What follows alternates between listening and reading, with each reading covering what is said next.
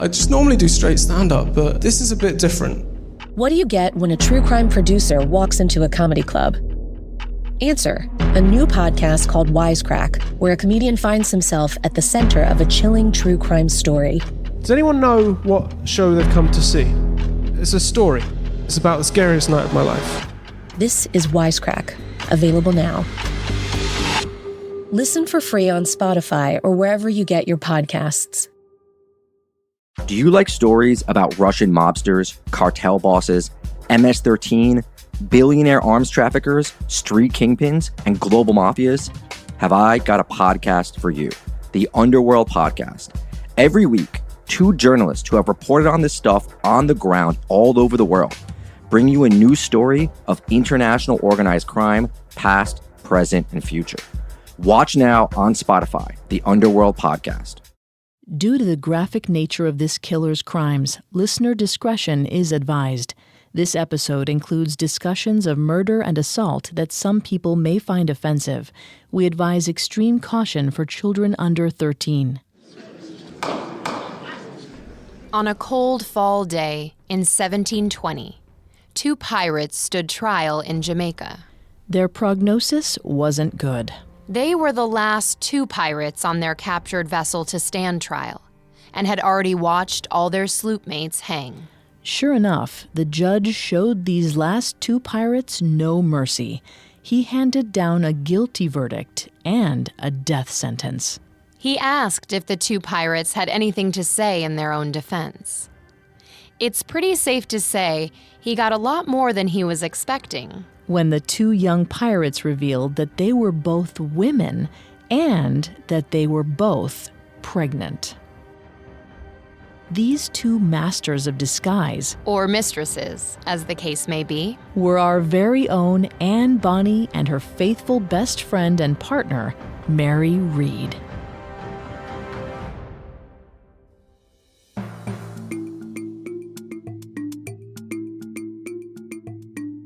Picture a murderer, a gangster, a thief. Did you picture any women?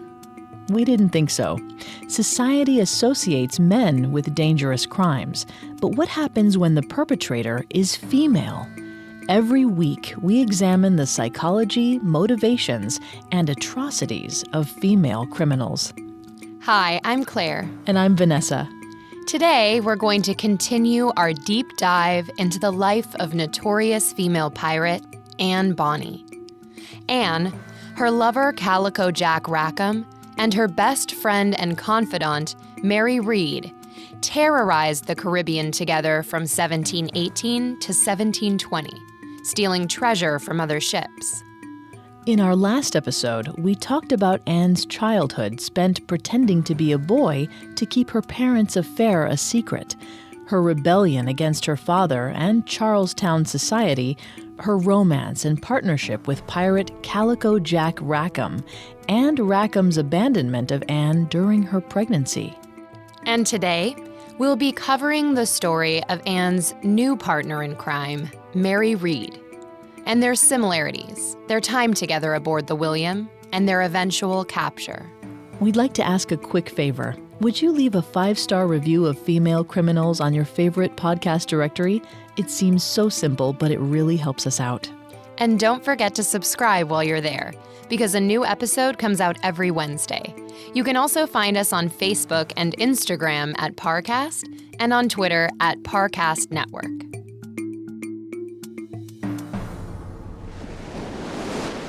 Anne Bonny, feared pirate of the high seas and lover of the notorious Calico Jack Rackham, took some time off from her seafaring life sometime around 1719. During this time, Calico Jack took her ashore to a friend's house in Cuba to deliver their first child. Less than a year after disembarking, Anne returned without her child to the William, the sloop she called home. She, Calico Jack, and their shipmates set off on a 3-month stretch of piracy that would prove to be their most prosperous yet. Accounts vary as to how Anne Bonny and Mary Reed met, but award-winning historian Karen Abbott of the Smithsonian estimates that it was during this time. Anne, now 19 or 20 years old, came back aboard the William in 1719. Soon after, Calico Jack and the crew raided a Dutch merchant ship and took its crew captive. Among them was a spirited, strong young man who captured Anne Bonny's attention. Legend has it that she befriended the young man and helped recruit him to join Calico Jack's crew. She became so enamored of him that she tried to seduce him, at which point the young pirate disrobed enough to reveal the feminine body beneath it. Anne Bonny had enjoyed the freedom to be fluid in how she presented her gender. Besides for when the William engaged with other ships and Anne dressed as a man to fight, she lived openly as a woman. Everyone on board knew she was Calico Jack's lover. Mary, however, was masquerading as a man full-time on her Dutch merchant ship. But she was used to this, as she had spent most of her life living as a man. Mary Read was born in Devon County, England, sometime in the late 17th century. Varying sources place her birth anywhere between 1685 and 1698, but we have reason to believe it was on the later end of that spectrum, as most sources portray Mary and Anne as very close in age. Mary's mother was from lower-class origins, and she married a sea captain from a wealthy family. Soon after Mary's older brother was born, her father deserted his family before dying at sea. We don't know why he left, but it's possible that his family didn't approve of the match. It's also possible that their backgrounds were too different for Mary's mother and the captain to relate to one another for very long. After the captain's death, his wealthy mother gave Mary's mother and brother an allowance that would allow them to continue living as they had. What the captain's mother didn't know at the time, however, was that Mary's mother was already pregnant with another child, and this one was out of wedlock. Mary was the product of an affair that happened after the captain had abandoned the family. This left her mother in quite a predicament, because she depended on the weekly allowance from her mother-in-law for survival. An allowance that she suspected would dry up very quickly if her mother-in-law found out she bore another man's child. Mary's mother went to live with friends in the country for several months, under the pretense of needing time to grieve. What she really wanted was time to figure out how to cover her tracks. Within the first 2 years of Mary's life, her older brother passed away. Through her understandable devastation, Mary's mother saw an opportunity. She dressed Mary up as a little boy and finally returned to Devon County, pretending that Mary was actually her dead older brother. And from the tender age of 2 years old, maybe even younger, Mary played along. Before we get into the psychology here, we just want to give a brief heads up. Vanessa is not a licensed psychologist or psychiatrist, but she's done a lot of research for this show. Recent studies of the Bacha Posh in Afghanistan suggest blurring children's lines of gender identity in this way has more lasting psychological impact than one might expect, especially in rigidly patriarchal cultures. In Afghanistan, some families who have only daughters will pass one of their daughters off as a son. These children are called Bacha Posh. But the catch is, once the Bacha Posh hit puberty, they're expected to revert back to living as women. Psychologist Diane Ehrensaft sums up the experience of Bacha Posh as, quote, "Some daughters do not want to go back to living as a girl. Others just don't know how to be a female after several years of living as a male, and still others express discomfort about the masquerade," end quote. It's possible that Mary could identify with any or all of these sentiments. We just don't know. But we know that Mary's mother pretended that Mary was her son for similar reasons that the parents of the Bacha Posh did, for social acceptance. As long as the captain's mother thought she still had a grandson to take care of, Mary and her mother still got their weekly allowance. And as a single mother from a working-class background with a limited skill set and no resources to spare for childcare, Mary's mother depended on that allowance to survive. Despite the gulf of lies that stretched between them, Mary developed an amicable relationship with her grandmother while she was growing up. Mary's grandmother died when she was 13 years old, sometime around 1708. Mary and her mother thought that their charade could finally come to an end, hoping to inherit something from the captain's mother that could help them both live more easily. Unfortunately, that wasn't the case. Some sources claim that the captain's mother figured out Mary's ruse and cut Mary and her mother off financially before her death. Others claim that Mary's grandmother was well off, but not actually wealthy, and did not leave much of an inheritance when she died. Whatever the case, when Mary's grandmother died, the weekly allowance she gave to Mary's mother died with her. It didn't take long for the family to experience the anxiety that comes with financial insecurity yet again. Luckily, Mary was now old enough to work, which meant that she could help contribute to the household and take care of her mother.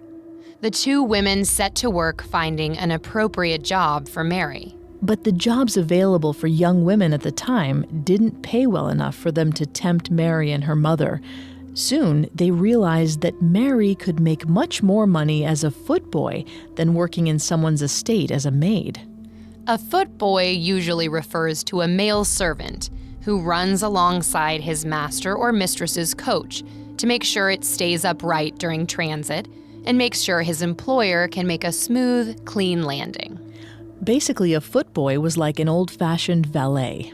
They were considered a luxury to have, since they were paid so much more than female servants. Obviously, that held some appeal for Mary and her mother. And Mary had a lifetime of expertise when it came to dressing like a boy. She'd fooled her own grandmother for about a decade after all. She got the job and helped support her mother for a time. But the job wasn't an interesting one, and Mary grew tired of it after a time.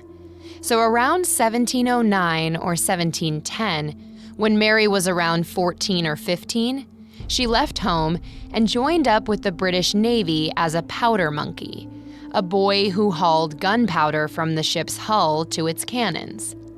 Mary's maritime adventures took her to Flanders, which today is a largely Dutch-speaking part of northern Belgium. While in Flanders, Mary continued to dress as a man and joined up with the Flemish army. She served in both infantry and cavalry and met the man who would change her life forever.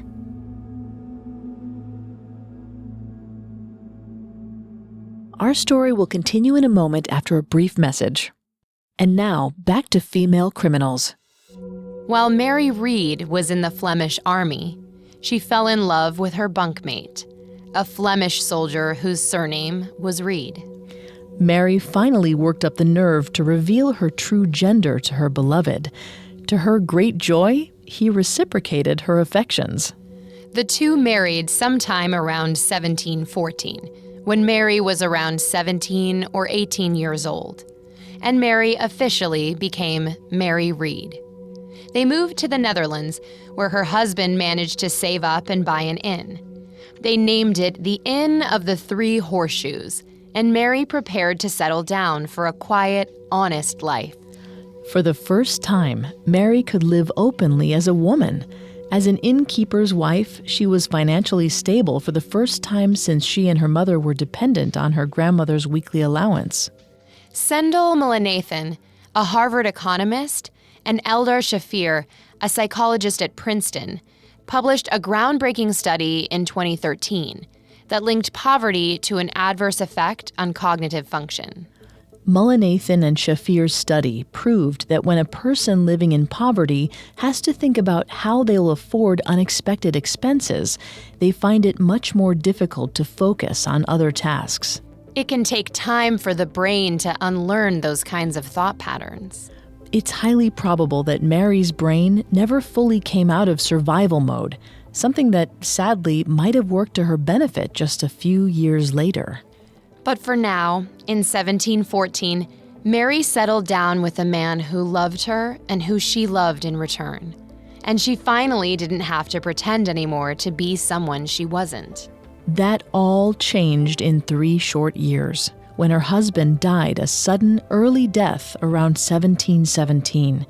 Reed's name became the part of him she carried with her the longest. Mary, only about 21 years old at this time, was unable to keep the Inn of the Three Horseshoes open by herself. Bereaved and once again scrambling for financial stability, Mary set off looking for work. She did so dressed as a man, as she had done her whole life. It's important to note here the motivations that made Mary Reed dress in men's clothing and how they were different from Anne's. Although they both dressed as boys when they were children, Anne's disguise in New Paradise seems to have been mostly motivated by a lust for adventure, rebellion, and danger. She wanted autonomy over her own life, including her choice of romantic partner, and she felt that dressing as a man would be the best way to help her accomplish that. Mary's disguise, on the other hand, was born out of financial necessity, just as it had been for her entire life. She knew that the best way for her to earn money at a reasonable rate was by dressing as a man. Living and dressing as a woman limited her options to lower-paying jobs and made her, quite literally, worth less. That was a gendered distinction she had known all her life. It's also possible that Mary may also have felt more comfortable living or socializing as a man at this point. There were only 3 years or so in her life, up to 1717, where she had lived openly as a woman, and those had been the only years where she was not solely responsible for her own and her family's well-being. The differences between Anne and Mary's reasons for dressing as men could come down to another commonality. They both had low-class mothers attached to high-class fathers or father figures, and they both had one parent or parental figure die early on. But Anne's living parent was her wealthy father, which allowed her a degree of financial security that Mary never had while growing up. Anne was freer to experiment with her identity as an adult, with only a father and a husband trying to hold her back from doing what she wanted, while Mary just had to do what was going to keep her alive. Which makes it no surprise that Mary turned to dressing and living as a man again at this point in her life. Sometime around 1717, after the death of her husband, 21-year-old Mary once again donned men's clothes and hit the high seas. Her first stop was the Dutch military, where she had served for 3 or 4 years before marrying her husband. But she found that there wasn't as much work as there had been 3 years earlier. The War of the Spanish Succession had ended in 1714, and the Dutch weren't involved in any other major conflicts at the time. This much peace was hard on a soldier's pocket, and Mary quickly found there was no room for mobility for her in the Dutch armed forces. So she set sail for the West Indies, on a ship filled with former merchants and more than a few buccaneers, in search of possible work as a privateer. Privateers were essentially independent maritime contractors authorized by whichever government is hiring them to engage in acts of war against rivals if necessary. Sometimes they were used as mercenaries, sometimes as bounty hunters. But unlike mercenaries, privateers didn't take upfront payment. Like bounty hunters, they had to deliver the goods before receiving any reward. It was good work for men with naval experience who found themselves unable to do much during peacetime. Mary checked most of those boxes, and the ones she wasn't able to, remember, they were looking for experienced men, she was able to fudge. According to General History of Pirates, which again is a highly speculative source, but one of the only texts about the life of Mary Reed we have to lean on, Mary's ship was captured by pirates just as it entered West Indian waters sometime in 1717. It's unclear whether Mary joined the crew of her own accord or whether she was forced to join them, but either way, she stayed with them a short time as a buccaneer. If you've ever been confused about the difference between a pirate and a buccaneer, you're not alone. That's probably because there really isn't much of one. Buccaneer was a term originally used to refer to a specific group of hunters of French descent who lived on the island of Hispaniola in the Caribbean. Today, Hispaniola is divided into two countries, French-speaking Haiti to the west and the Spanish-speaking Dominican Republic to the east. When the first Spanish settlers came onto the island around 1630, they drove the buccaneers out and onto the nearby island of Tortuga. These buccaneers took to the high seas and plundered Spanish ships in revenge. Slowly, the term became nearly synonymous with piracy. And with good reason. Pirates and buccaneers were remarkably similar, down to how they ran their ships and managed their crews. The structure of a buccaneer crew, like that of a pirate crew, was almost entirely democratic. The crew voted on who their captain would be, as well as the rest of the ship's hierarchy. They also voted on whether or not to attack a ship and split the plunder evenly. They even had elaborate insurance systems to account for any crew members who were injured. The biggest difference, really, was that the buccaneers were specifically anti-Spain. So when Mary's ship was captured in 1717, when she was coerced or forced into becoming a buccaneer, she was essentially dipping her toe into piracy. And it was actually pretty great, mostly due to the differences between buccaneer and pirate ship command structures, and the command structures that existed within militaries. She was able to coexist with her shipmates as true equals. This was in direct contrast to her past experiences in the military, with its rigid hierarchical structure defined at least partially by class. But it wasn't easy living, and it wasn't fully legal living either. Mary had always been an honest worker who worked honest jobs. Buccaneering and piracy, however, were both considered criminal. In Seafaring Women, historian David Cordingley claims that Mary was quoted as saying she always hated the life of a pirate and went into it only upon compulsion. Once again, we see here that poverty prevented Mary from feeling as though she had autonomy over her own life. Anne went into piracy because she wanted to. Mary did it because she felt she had to in order to survive. The year after Mary joined this buccaneer crew, in 1718, Governor Woodes Rogers of the Bahamas issued his royal pardon to any pirate who willingly surrendered to the law. This caused the crew aboard Mary's ship to split up, as members of her crew couldn't agree unanimously on whether or not to accept the terms of the pardon. Remember, piracy was one of the more lucrative ways to make a living back then. With no wars going on, little military activity, and imports and exports controlled by a few very wealthy hands. But Mary, ever the opportunist, saw a chance to make a decent paycheck on shore. The pirates who accepted Governor Woodes Rogers' pardon were welcome to live a peaceful life on shore in the Bahamas, and word spread that Woodes Rogers would even hire them as privateers to protect merchant ships against mainly Spanish buccaneers who preyed on them.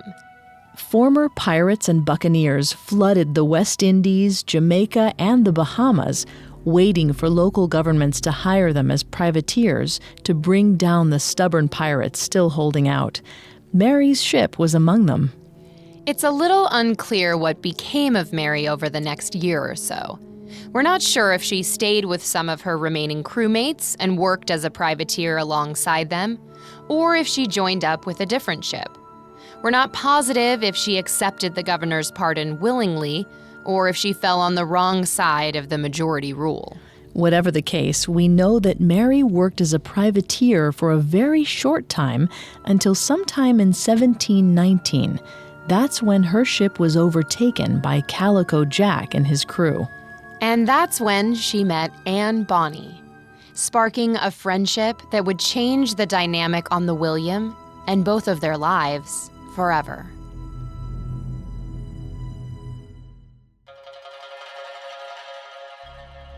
When Anne Bonny and Mary Read met sometime in late 1719, it was at a pivotal turning point in her life. As we mentioned in our previous episode, Anne had just given birth to a child and had rejoined the crew of the William after a prolonged separation.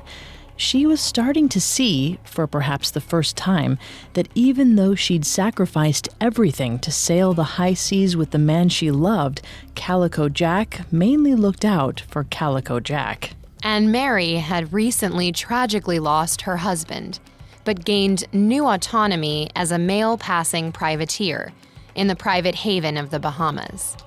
Neither of them felt that they had a significant other to whom they could confide in. So after Mary revealed her secret to Anne, the two women developed a close camaraderie. Finally, they each had someone they could talk to. Apparently, nobody on the sloop, including Calico Jack, suspected Mary's true gender at any point in 1719. Historians have often been confused by the logistics of Mary passing as a man for so long. Especially on close quarters like a ship, where it would be hard for Mary to hide certain things from her shipmates. For example, she would likely have needed to hide the fact that she menstruated. However, according to the Smithsonian's Karen Abbott, from what we do know about life on the high seas in the 18th century, it's possible that Mary's diet was poor enough that it disrupted her cycle, or stopped it altogether. And the demanding manual labor of pirate life could have likely contributed as well. Some female athletes and women in the military experience interrupted menstrual cycles when they train too hard. Regardless of the realities of how Mary kept her secret, we know that Anne was the only person on board the William who knew Mary's secret at all.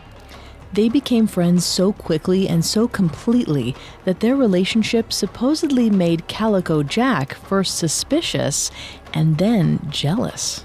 Anne and Mary became inseparable and, according to some sources, even became lovers. And together, Anne and Mary were ruthless. One account even used the word hellhounds to describe them. They worked the sloop as well as the rest of the men and were just as violent and vicious when plundering other ships, too. Some said even more so. Apparently, the two were so inseparable that when the pirates aboard the William raided another vessel, Anne and Mary would charge aboard together, sometimes way ahead of their fellow pirates. Regardless of whether or not their relationship became sexual at any point, it's interesting that Calico Jack felt threatened by Anne and Mary's closeness at this particular juncture in their lives. In our last episode, we talked about how Calico Jack had just dropped Anne off in Cuba to deliver their child, without staying by her side in labor or even seeing if his son or daughter made it into the world successfully. There's little doubt this caused a shift in his relationship with Anne. In his book, Cupid's Arrow, Dr. Robert Sternberg breaks down what he calls the triangular theory of love. The basic principle of it is a successful relationship relies on a triangle of emotional components in order to survive: intimacy, passion, and commitment. Anne and Jack had passion in spades. Passion had never been a concern for them, as they were both known to be flamboyant, hot-tempered people. Intimacy is pretty obvious too, considering they had at least one child together that we know of, but if Sternberg's theory holds water, the commitment corner of Anne and Jack's triangle likely suffered as a result of Anne's time in Cuba. And so, when Anne returned aboard the William, perhaps her relationship with Mary, one that revolved around a shared commitment to Mary's secret, felt well-rounded in a way that Anne's relationship with Jack did not. It's miraculous and almost unbelievable that they even wound up on the same ship at the same time. But enough historical documents, including their trial documents, put them together on the William, so we know their legendary friendship was, indeed, a fact. And we also know that Calico Jack and the William were never more prosperous than when Anne and Mary were on board together. In the summer of 1720, they consistently plundered merchant and privateer ships along the Jamaican coastline. Their profitable summer stretched into fall. In September of 1720, when Anne was only about 20 or 21 years old, and Mary not much older, they raided a total of 9 ships, 7 fishing boats, and 2 other sloops just off the coast of Harbor Island. On board the William, however, dissonance simmered. Calico Jack had become so threatened by Anne and Mary's closeness that it made him even more volatile.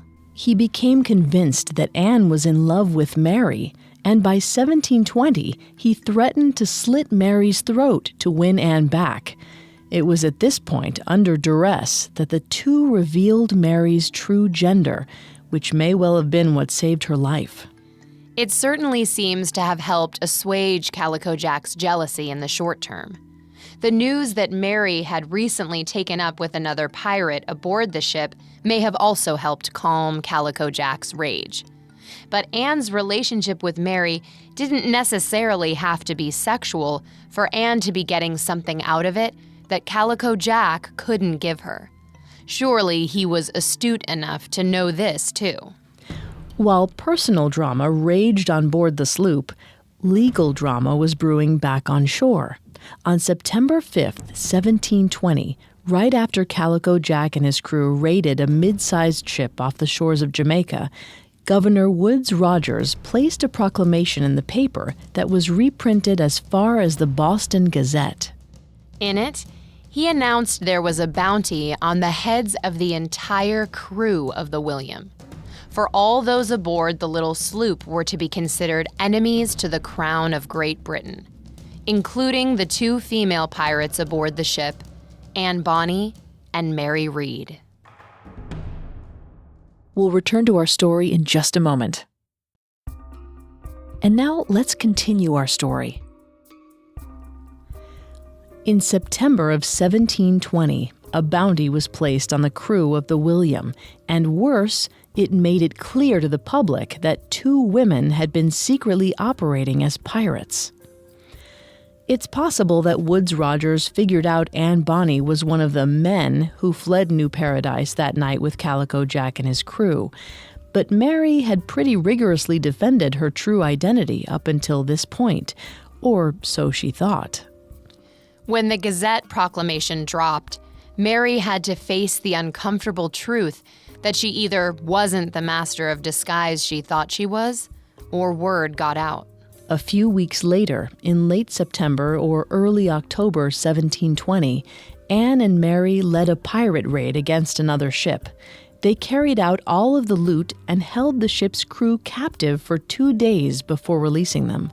There are several witness accounts that Anne Bonny and Mary Read were among the most daring, vicious, and violent on the ship.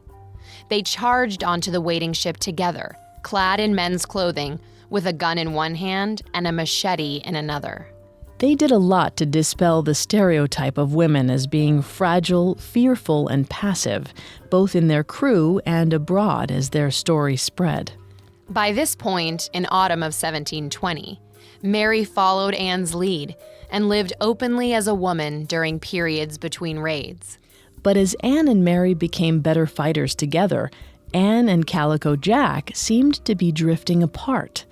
By this point in 1720, according to what testimony we have, Anne and Mary were working and fighting alongside one another far more often than Anne and Jack.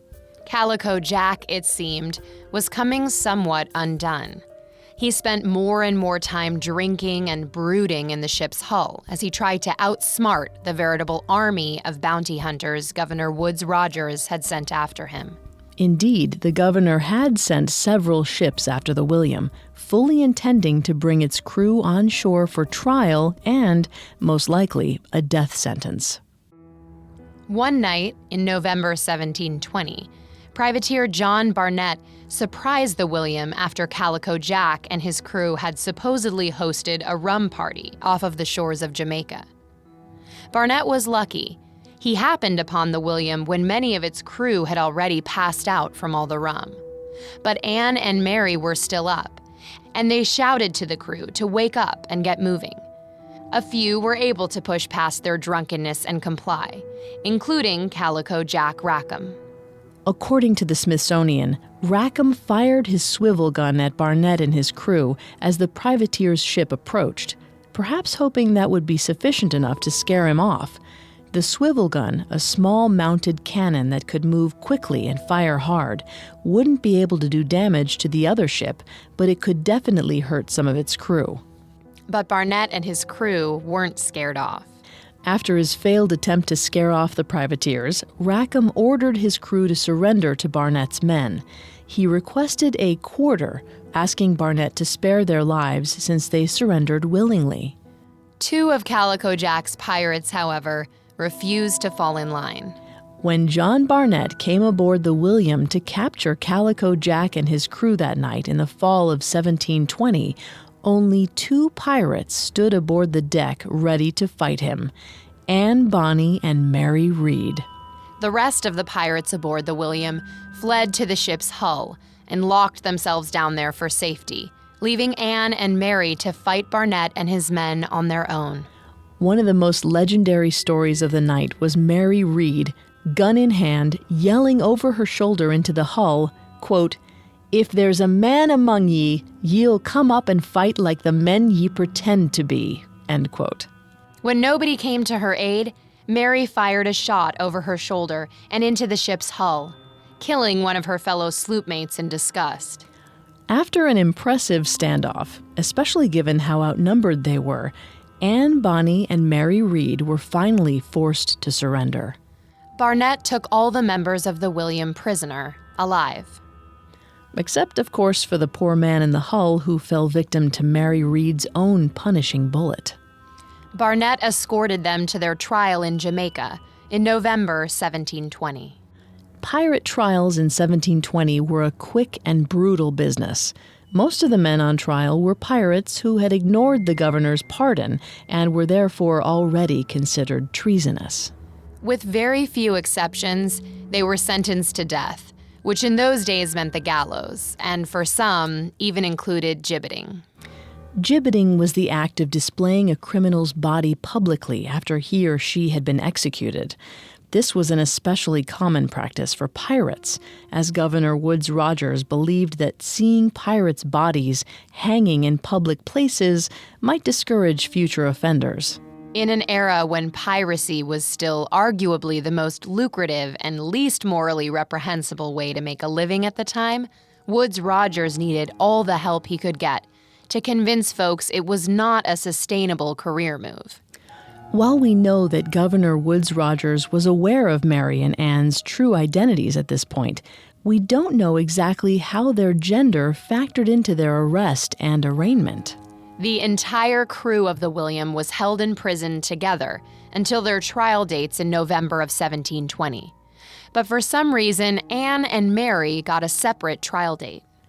In mid-November 1720, Calico Jack and all the men aboard the William were tried for piracy and convicted. They were all sentenced to hang. Calico Jack got the extra punishment of gibbeting. His body would be displayed on a cliffside along the coast. After Calico Jack's trial, he reportedly had one request, and one request only, to see his beloved Anne Bonny before meeting his maker. After several requests, Anne finally obliged him. But it was hardly the deathbed reunion Jack had dreamed of. Reportedly, when Anne came to visit Calico Jack, her last words to him were something along the lines of, quote, "If ye'd fought like a man, ye need not hang like a dog," end quote. Calico Jack Rackham was indeed hanged in Spanish Town, Jamaica. His body was gibbeted on the cliffside of an inlet along the coast that, to this day, is known as Rackham's Cay. Then, with all their friends and crewmates dead, it was finally Anne and Mary's turn. On November 28, 1720, Anne Bonny and Mary Read stood trial for piracy at the Admiralty Court in St. Jago de la Vega, Jamaica. Both pleaded not guilty to all charges. We're fortunate in that several transcripts from their trials survived. Anne and Mary's trials seemed mostly to consist of testimonies from others aboard the sloop with them, everyone from passengers to captives. A woman named Dorothy Spenlow, whose canoe had been robbed and seized by the pirates in one of their raids, was one of the key witnesses against Anne and Mary. She was able to place them aboard the sloop with Calico Jack and the other pirates, in men's clothing with weapons. A part of her testimony that survived says, quote, "2 women, prisoners at the bar, were then on board the said sloop and wore men's jackets and long trousers and handkerchiefs tied about their heads, and that each of them had a machete and pistol in their hands and cursed and swore at the men," end quote. Dorothy also told the court of how Anne and Mary threatened to kill her if she testified against them, and she initially suspected they might be women due to the largeness of their breasts. The privateers responsible for Anne and Mary's capture testified to how viciously they defended the William and how they were the last to stand down. All things considered, it unfortunately seemed like Mary and Anne's case was a fairly open and shut one. All that changed, however, when the judge passed down the verdict. When Anne and Mary were found guilty of piracy and sentenced to hang in Jamaica in November 1720, when Anne would have only been about 21 years old, both women threw the same curveball at the last second to save their own skin. When the judge sentenced the 2 women to death by hanging, Mary and Anne revealed that they were both pregnant. The judge ordered them back to jail until this was confirmed to be true. In the early 18th century, doctors usually confirmed pregnancy through an in-depth examination of a woman's urine. Doctors developed a practice of assessing the consistency, color, and smell of a woman's urine in order to tell whether or not she was with child. In some cultures, doctors had even fashioned a science to tell what gender the baby was by the smell of a woman's urine.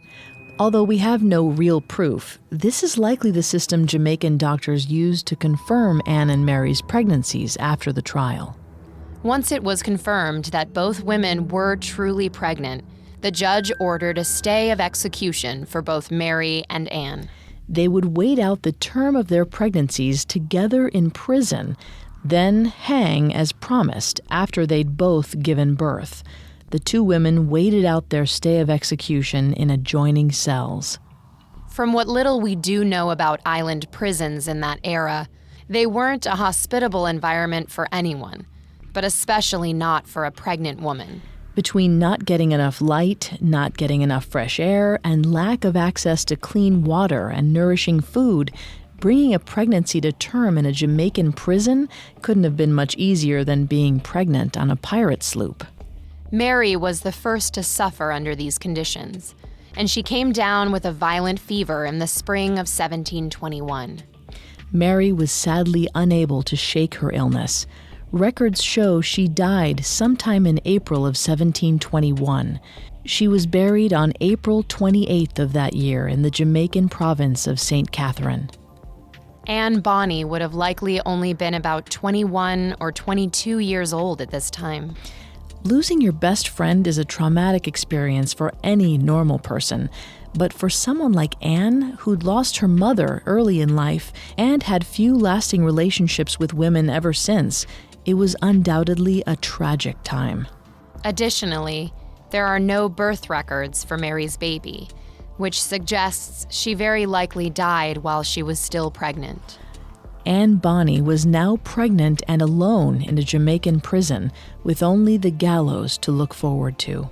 She had no idea what would become of her child after her death, as both she and the baby's father, likely Calico Jack, would be long gone. Anne had already sacrificed the chance to be a mother when she gave birth in Cuba sometime in 1718 or 1719, only to rejoin Calico Jack several months later with no child in sight. Knowing that the law was forcing her to abandon yet another one of her children must have been extremely difficult for Anne. Despite having detailed records from her piracy trial, history has left us with very little concrete information on what happened to Anne Bonny. There's no record of Anne Bonny's death in Jamaica or anywhere else in the British Atlantic in 1721, which leads us to believe she got out of prison somehow. The most common hypothesis is that Anne reached out to her father, a prominent plantation owner with several friendly business relationships in Jamaica and the Bahamas, for help. While it might be hard to believe that rebellious Anne Bonny would come crawling back to her father, being a pregnant single mother in prison, staring down the gallows, might have made her priorities shift. Popular legend holds that Anne's father brought her back to South Carolina, where she successfully carried her pregnancy to term. She then settled down and married a man named James Burleigh, only to have several more children of her own. Some legends say that she and Mary busted out of jail together and fled to Louisiana, continuing their maritime exploits together until the end of their days. But this is highly unlikely, especially since we have death records for Mary in Jamaica. According to the Oxford Dictionary of National Biography, Anne Bonny lived in Charlestown, South Carolina, until her death sometime between April 22nd and April 24th of 1782. That means Anne continued to live for another 60 or so years, dying around age 83. While there are no birth records for the child Anne carried in prison during her trial, it's highly possible that she gave birth and raised it in Charlestown with the rest of her family. Meaning that somewhere, descendants of Calico Jack Rackham and Anne Bonny may still live among us today. Anne Bonny and Mary Read were icons of the golden age of piracy and also prime examples of early 18th century feminism. Their lifetime spent dressing in men's clothes and doing men's work, like piracy and manual labor at sea, exemplified the ideals that feminism in that era was founded on. They could sail, curse, and fight like the best of the men. Arguably even better. And officially proved the common superstition of the time, that women on the high seas brought bad luck, to be completely false. Some could argue their singular childhoods spent dressing as boys and hiding their true identities prepared them for this life of swashbuckling subterfuge. And some say both Mary and Anne were born hot-blooded at birth. But either way, the two women shattered the gender roles of their era to pieces. They lived by their own rules, but did they die by them too? It's hard to believe that Anne Bonny happily accepted the life of a plantation mistress after being her own boss on the high seas for so many years. But staring down a hangman's noose might make anyone look at their options a little bit differently. Anne Bonny and Mary Read's time at sea together may have been short, but their legend had staying power that will last for centuries to come.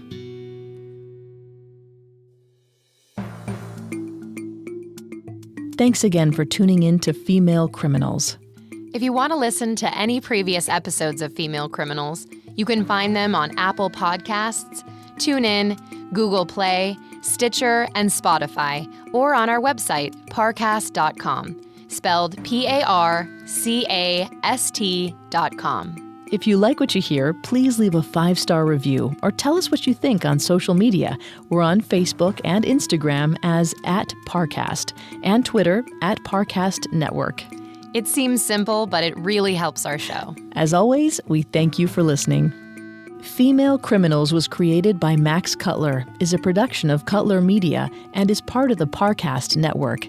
It is produced by Max and Ron Cutler, sound design by Kenny Hobbs, with production assistance by Ron Shapiro and Paul Mahler.